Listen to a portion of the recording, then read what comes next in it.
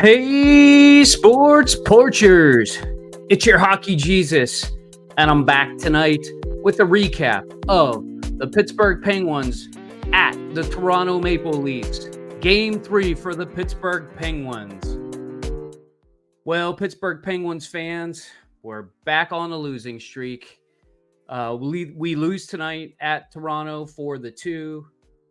And honestly, it was a pretty good game. I like the punch that the Pens had tonight. Look, they came out and scored the first goal. Chris Letang scored a power play goal, and if you can believe it, it was his first power play goal in over a year. That's right, he didn't score an entire power play goal all of last year.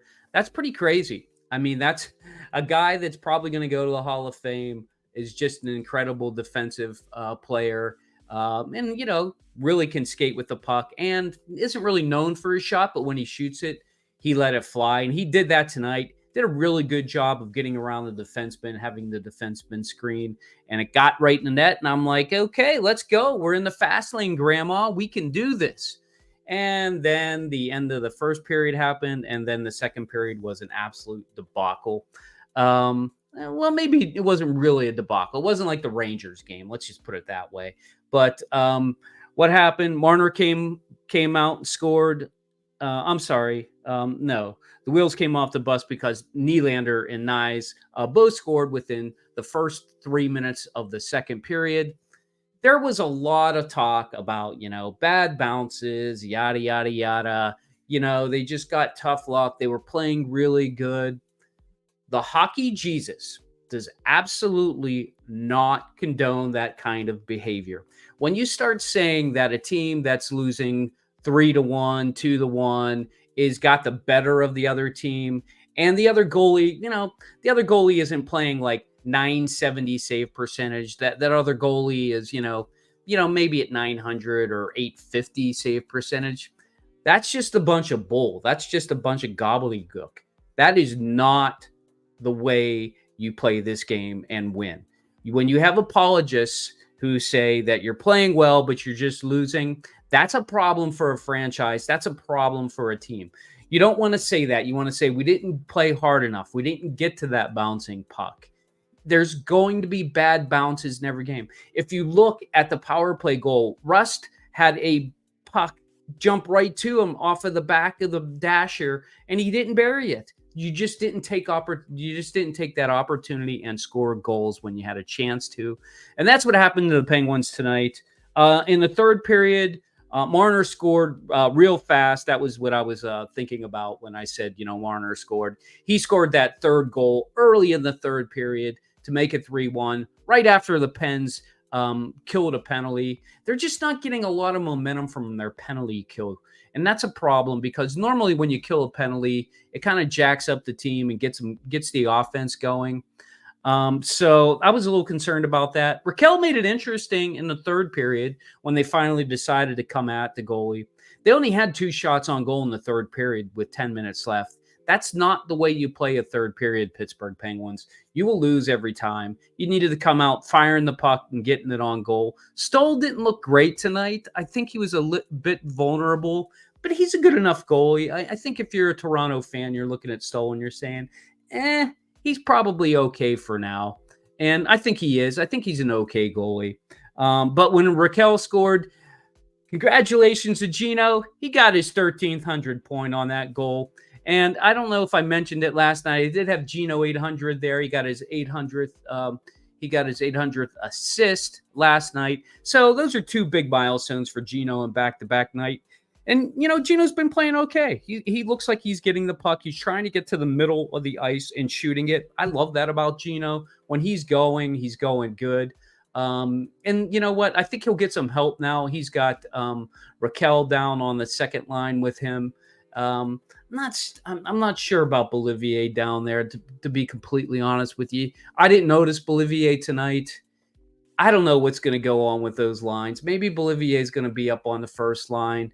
I don't know. They got to figure that out. That's for sure.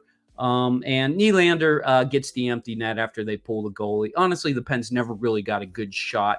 Didn't really have a good look after Raquel scored. Maybe there was one good opportunity. Eller was coming down, and they got Stoll made a nice save there. But that was about the only good opportunity in the third period where the Penguins had to essentially try and tie the game. They just couldn't do it tonight. So the Penguins lose tonight, 4-2. What concerns do I have moving forward? I have a few. The Hockey Jesus has a few concerns about the Pittsburgh Penguins moving forward. The first line so far this year has not really been noticeable. I know there have been some different players up there. Sid's been the mainstay. When Rust's back now, hopefully Rust and Sid can get it going with whoever they decide to play with on that third, on the other wing. But I think it's going to make a difference. That first line has to be more noticeable in order for the Penguins to score more goals. So I like to see the first line get going in Montreal on Monday. And this is not a knock on Erik Karlsson. I think Erik Karlsson is fine on the Pittsburgh Penguins. I don't like his salary. That's probably the only thing I don't like about him. But the one thing I notice when you watch Erik Karlsson, he just seems disinterested in playing the game of hockey. Maybe because it comes so naturally for him. He just sometimes looks like he's out there going for a skate. I mean, his stats are fine. I think he's a even player. Got a couple points on the year, and that's fine. That's fine. It's just there's something about the way he plays the game. Just looks like he's not engaged a lot of the time. He clearly doesn't hit, and I get that. A lot of players don't hit. And he's definitely one of them who doesn't like to play the physical game. But I don't know. I just don't see enough flash from him to really think that he's worth what he's getting paid for. But he's fine. He's fine for the Penguins. But that's my concern. Just doesn't like he passed the sniff test. And lastly, the Penguins are now 0-2 against teams that are supposed to make the playoffs. They have a -8 goal differential, score 2 goals for, 10 goals against. Ooh, they play a lot of playoff teams in the Metro and in the Eastern Conference. I think that's probably the biggest concern I have, that this team just doesn't have enough talent to play with the playoff teams. But hey, as long as they play well in Montreal Monday night and they get back to 2-2, I think I'm going to be okay with that for now. We just got to get through these first 10 games. So, the Pittsburgh Penguins lose tonight to the Toronto Maple Leafs, 4-2. Let me add a few fun notes from the game tonight. One thing that I noticed that caught my eye was on Toronto's helmets. They got an Oreo sticker. That is just brilliant marketing by Oreo and Toronto. That blue with that Oreo on there. Honestly, I felt like going and get a stack of Oreos, getting some milk, and just dunking them in there when I saw that. I thought that was a really cool move for Toronto. Good move, Toronto. Good move, Oreo. And I don't know if I mentioned this last time. I was talking about the blue line color. Anyways, the blue line color on my television looks just absolutely weird. Like it's this neon blue now, not the dark blue it should be.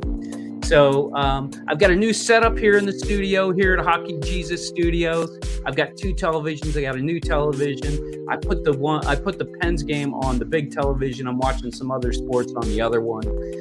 Like last night, I watched the Flyers lose, which I was happy about. Sorry, Flyers fans. But Eriksson actually looks good. I think you got a good goalie there, Philadelphia.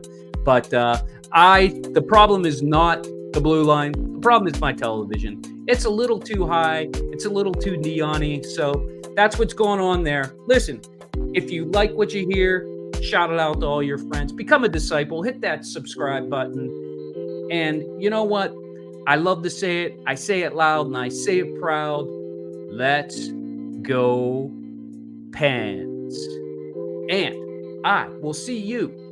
It's a double shot Monday night. I'll be on the porch with my buddy Chris, and we got a special guest. So stop by the porch, and after the game Monday night at Montreal, I will be back with another recap. So until then, I will see you in the next one.